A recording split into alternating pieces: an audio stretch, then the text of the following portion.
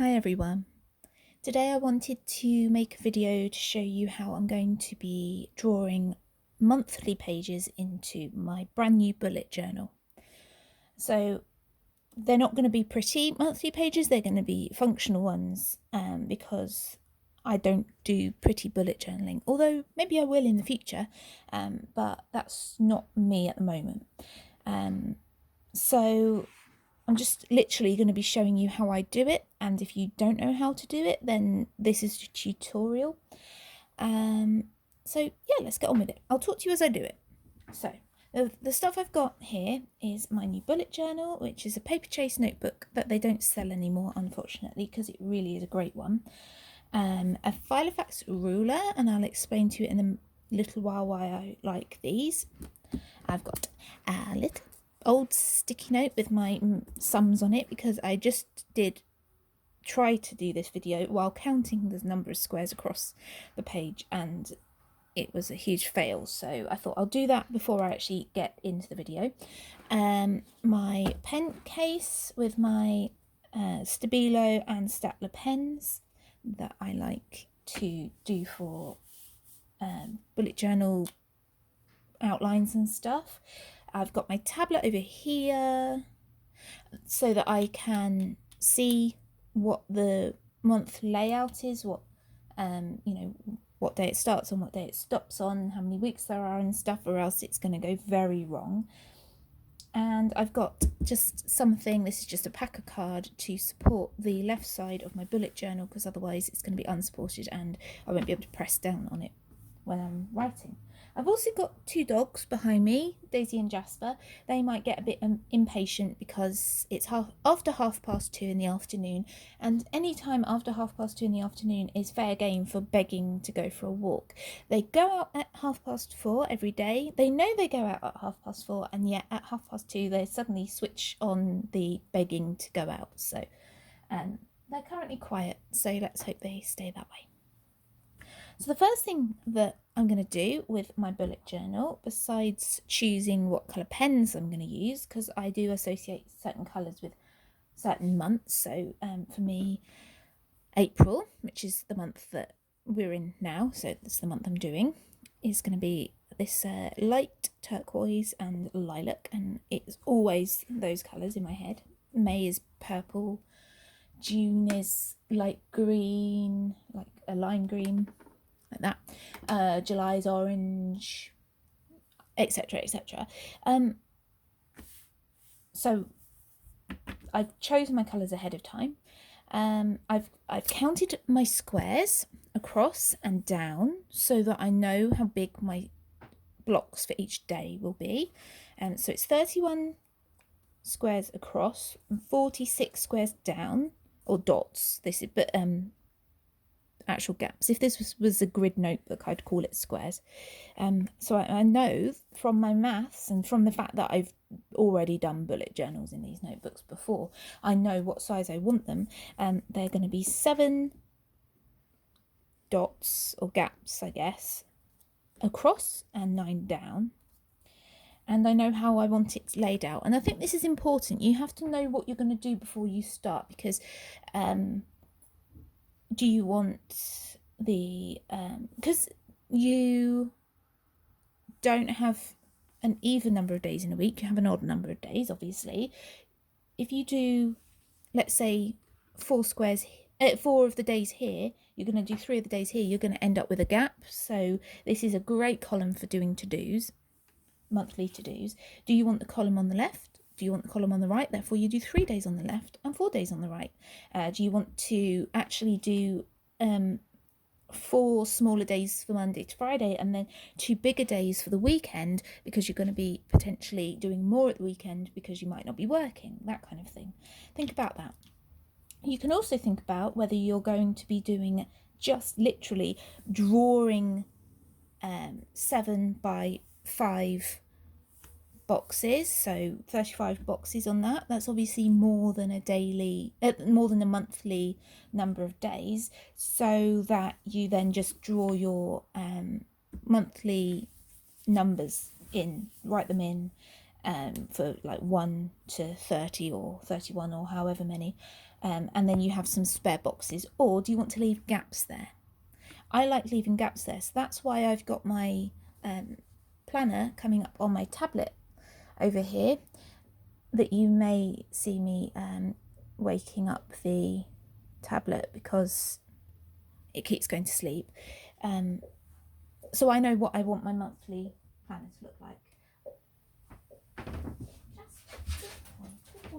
No, Jasper was licking his leg, and I thought I'll just quietly stop him because it would be really irritating to you to hear him licking. And then I gently tapped him and he jumped, and then Daisy got up thinking, yay, we're going out. So no, we're all going to be nice and quiet now, children, okay? No, they're really excited, but they've got to wait another 40 minutes. Sausages, 40 minutes. I call them sausages. Okay, right, so April this year starts on a Thursday. So I'm going to have my to-do column on the right because I'm right-handed, so it's easy for me to write over here and refer to the left side of my page. Then writing over here and blocking the content of Monday and Tuesday, for example, with my hand as I write. So I'm going to do Monday to Thursday on the left side and Friday to Sunday on the right side, leaving a gap. And I am going to be doing 7 boxes across for each day. 7 times 4 is 28, but there's 31 blocks. There's 31 squares, so to speak. So I know I'm going to have 3 left over. And what I always do with this is leave 2 gaps, 2 boxes here on the left column to write things in, and 1 box over here so that my hand doesn't have to keep edging too much over this side. So we're going to then do, because I'm right-handed, it's easy for me to write right up to the edge on the right-hand page because my hand isn't running off. I'm going to start the Friday day right at the first dot here, and then do 21 boxes over here, and whatever's left is my right column. And because I've got 9 boxes vertically for each day, 9 times 5 weeks in a month, is 45. I am going to be leaving 1 box at the bottom here because I don't like writing at the bottom of the page. It gives me a bit more room.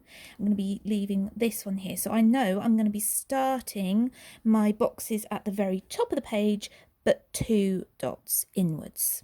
So I'm going to make just a tiny dot with a pencil here to know that that's where I'm starting, and I'm going to rub that out later. And then also here to know where that's where I'm finishing, and down here to know that's where I'm finishing, and there the same. I'm going to do that the same over here, and now I'm going to have to do some counting. 2, 4, 6, 7, 2, 4, 6, 7, 2, 4, 6, 7. So I've got this whole column here for notes, which is a really nice wide column. And now I'm going to wake my tablet up again because it's gone to sleep again, because it's a new tablet and I haven't sorted it out for how long it should stay awake in between uses. Right, so Thursday is the first day of this month. So Thursday is going to be over to the right of this first page here because it's the 4th day and I'm doing 4 blocks for days on the left hand side. So I'm going to count backwards from my end of the page marker to where 7 is for the beginning of that day. 2, 4, 6, 7. Draw a little mark there. I could have done that in pencil actually, but I make mistakes with this all the time. Maybe I'm not the best person to teach you because I make mistakes all the time. I really should have done that in pencil because I might get it wrong, but never mind. So what I'm going to do is just do dots for the outline. So I'm going to count down 9. 1, 2, 4, 6, 8, 9.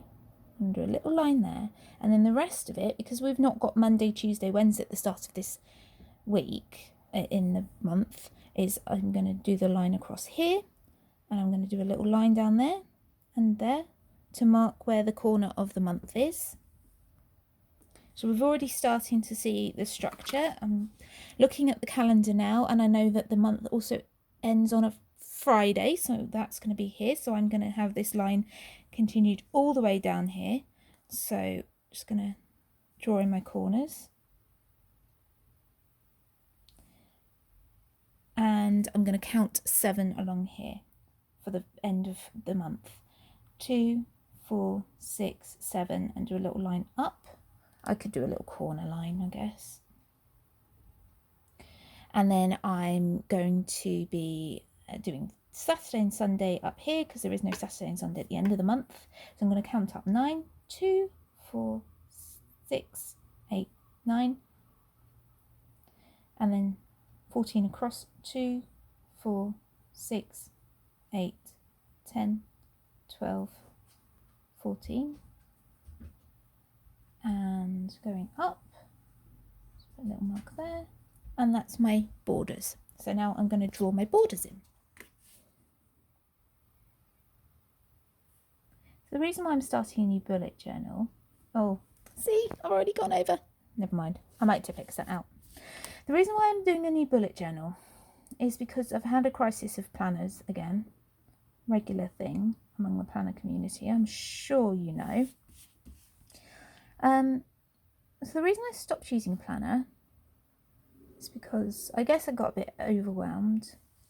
I was making my Mother's Day present for my mum, which I've done videos on. Oh, sorry, Daisy. She was right under my foot.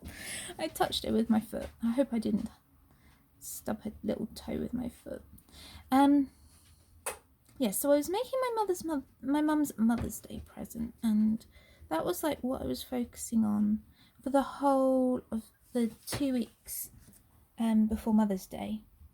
And I didn't use my planner. And because I got out of the loop with it, I just didn't use my planner, which was really frustrating because I have to just continually use it in order to keep going. So I got out of the loop with it. It was blank for a while, which was really frustrating. I'm just going to count this. 2, 4, 6, yeah, 7. And I guess I fell out of habit with it.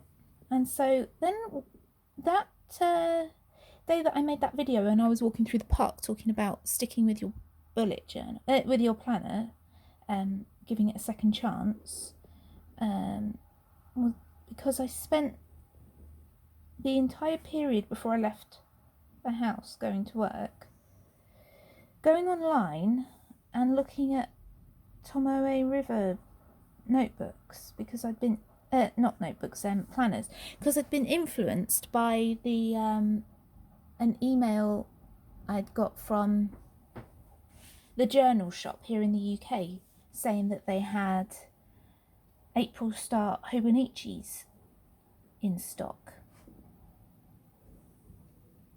And normally I desubscribe to those sorts of emails because I am heavily influenced by them and I don't need the stuff they sell. I don't need to spend the money. But I really like that shop. So I didn't unsubscribe, that's the word. So I got influenced by them because it got through to me. And you know, we all like looking at the pretties, but then I was like, oh, Hobonichi Weeks. I like weekly planners. But Kate, you've got a weekly planner in your Filofax, just use it. And then it happened again today, because there was another email from the journal shop. I think I really should unsubscribe from their emails. They're very good at marketing. And so I was thinking about whether I actually need a Hobonichi Weeks or a different type of Hobonichi or just a Tomoe River paper notebook. well, Tomoe River paper. Yeah, it's great paper, but isn't it really thin? Oh, don't Taroko Shop make a thicker Tomoe River notebook? Oh, yes, they do, don't they? And oh, look, the price is really good on Etsy compared to a Hobonichi. Oh, well, I'll buy that one then. Hold on, it's 68 grams per square meter of paper. That's akin to a 30... sorry, that's akin to a 70 GSM normal notebook. I could make that out of printer paper from work. So what's so good about Tomoe River paper? Oh, well, it's great for fountain pens. Wait, hold on, I don't use fountain pens in my planner. I use normal non-bleed through fine tip pen. So do I need Tomoe River paper? Oh dear, Kate, you've come full circle. This is the conversation that was in my head, but over the course of about 2 hours. So I then went onto YouTube and watched a couple of videos. I found a video of a very minimalistic bullet journal, and I went, oh, fine, I'll just have a bullet journal again then. See, I'm so highly influenced. So now I'm just drawing in my lines to make the weeks. So I'm going to draw down, it's 9, isn't it? 2, 4, 6, 8, 9. 2, 4, 6, 8, 9. 2, 4, 6, 8, 9. And that should be 9, 2, 4, 6, 8, 9. Perfect. So when I was thinking about what I actually need from a planner, I only actually need a monthly plus room to write plus room to draw a weekly in if it's busy, because I feel like I repeat myself a lot on my weekly pages when I don't have much going on besides going to work and things that I write on my monthly planner. So what's the point in using a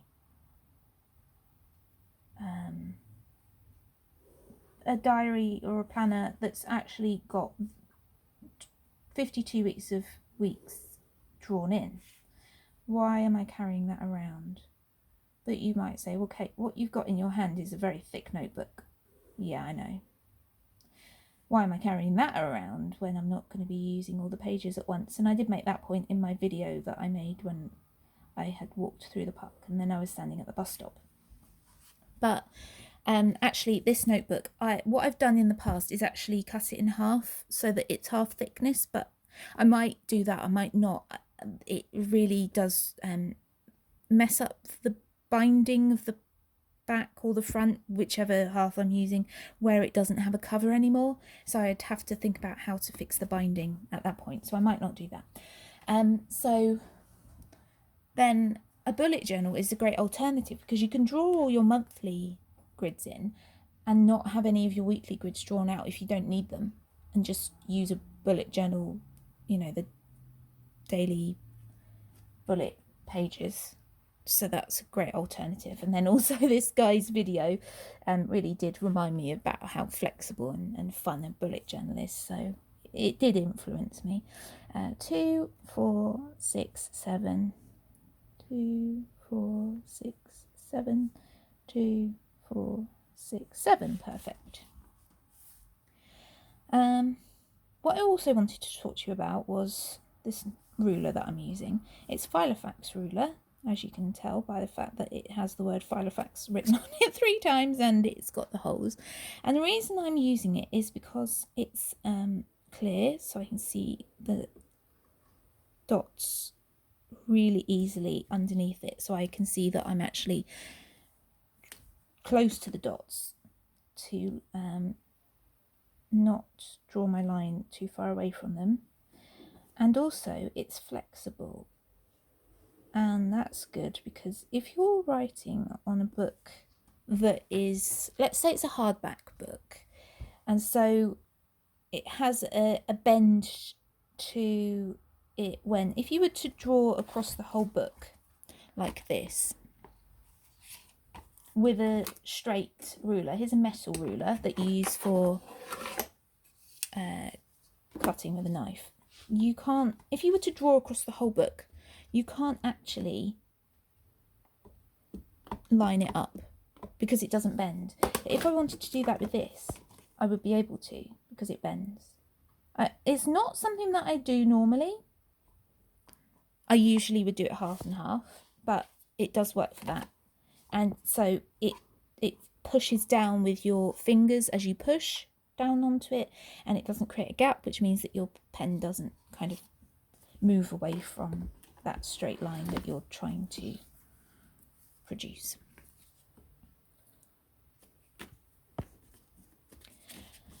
So I don't know what else I'm going to talk about. This is great paper. The dots are a bit heavy in darkness, but I'm used to them, and they do disappear when you're not thinking about them. You don't see them. It's a shame that Paperchase don't continue to sell their products all the time when you find a great product from them, and then it just goes at the end of that season because they're not producing them long term. What other notebooks would I recommend? MD from Midori. It's fantastic paper. I don't know if I've got one here to show you. I've got one downstairs, but not just here to grab. MD paper is really good quality. It's not thin like Hobonichi, but it's from Japan, so you know it should be great quality. And then they've got the lay flat binding, so I'll show you this binding in a second. It's the same sort of binding. See, got a month grid. So this is, I don't know exactly what the binding's called, but it's raw. As you can see, it's not covered by a piece of card or something, fabric or leather or whatever that goes across here. It's visible, and I saw a review for these notebooks on the Paperchase website that said, you gave me an unfinished one, it's not even been finished with its bindings. It's meant to be like that. But the beauty of this is it lays perfectly flat. It lays more than flat. It's so flexible that it would bend in half if it could, like that. So it's just brilliant. So MD notebooks do that too. So if you can't get your hands on this notebook, MD notebooks are great. They come in various sizes and various papers. I think they might even do a sketchbook paper, lined grid, and the grid's a weird grid. It's not a full square. It's kind of a I'll try to draw it on here for you. Let's put this pen away now because I've finished with it before I start drawing or writing the numbers in with the wrong colour. The grid they've got, I believe, looks like this.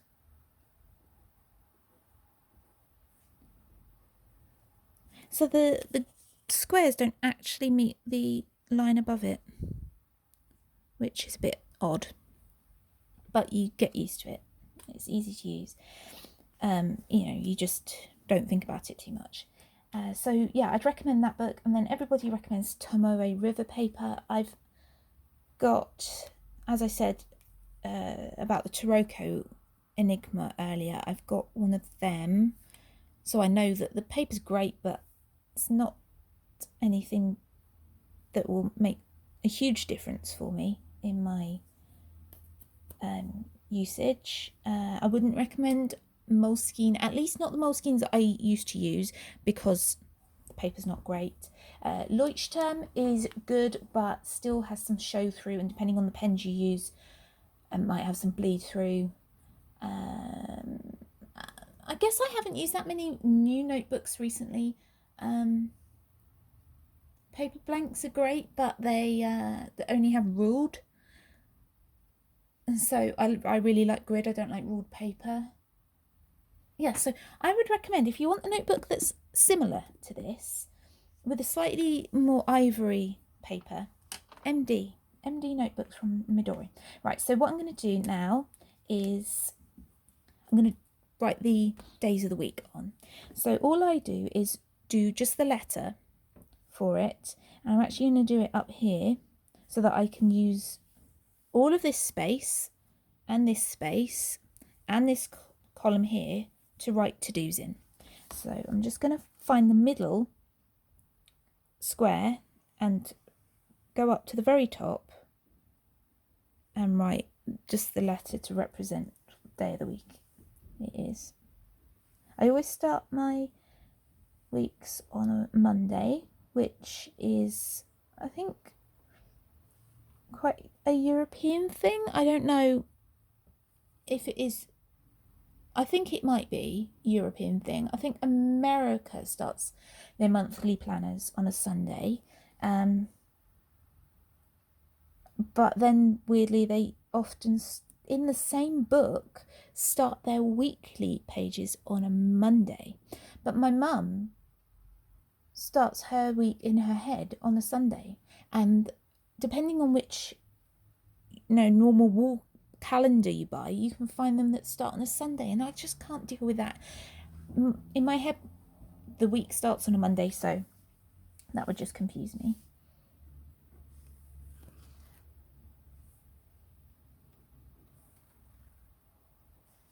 And over here, I'm going to write the month name. And I'm just looking around to see if I have a nice pen that I can use with it. As I said, I don't decorate in my bullet journal. I might in future, but I don't at the moment. But I do use a bit of colour, like this.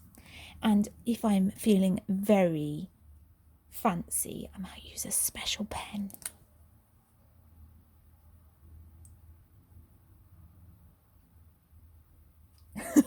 And boring handwriting still, but never mind, it's just a Uniball Signo metallic gel pen. Maybe I'll do something pretty.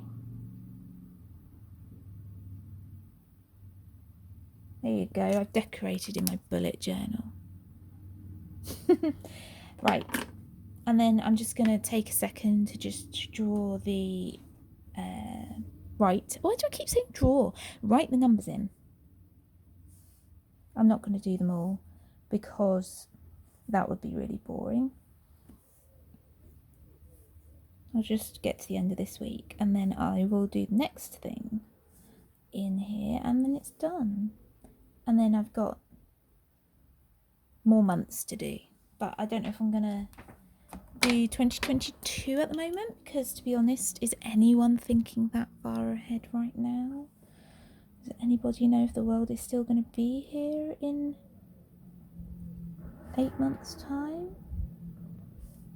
Sorry, that was really pessimistic. I was joking.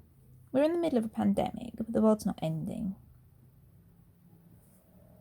I'm just going to draw these boxes around because it's pretty and it just sort of separates the daily the day numbers away from whatever other writing I'm going to do in my monthly grids. And yeah, that's kind of it. So that is how I draw my months. Minimalistic, practical, gives you space to write stuff, or you could decorate in these gaps and just use this column. But personally, what I'm going to do if I run out of space here and here and here is I'm going to tip in a page and then I can just carry on doing more writing for April.